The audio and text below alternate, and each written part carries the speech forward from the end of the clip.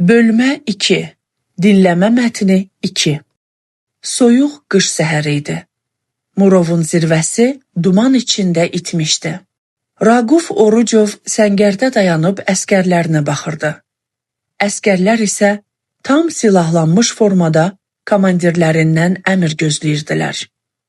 Onlar ya qələbəyə şahid, ya da qəhrəmancasına şəhid olacaqdılar.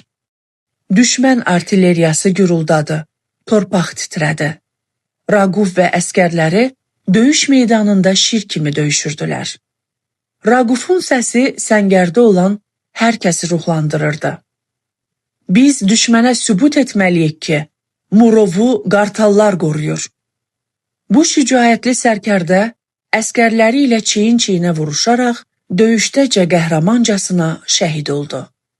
Həmin gün o, Murovun qartalı kimi əbədiyyətə qovuşdu.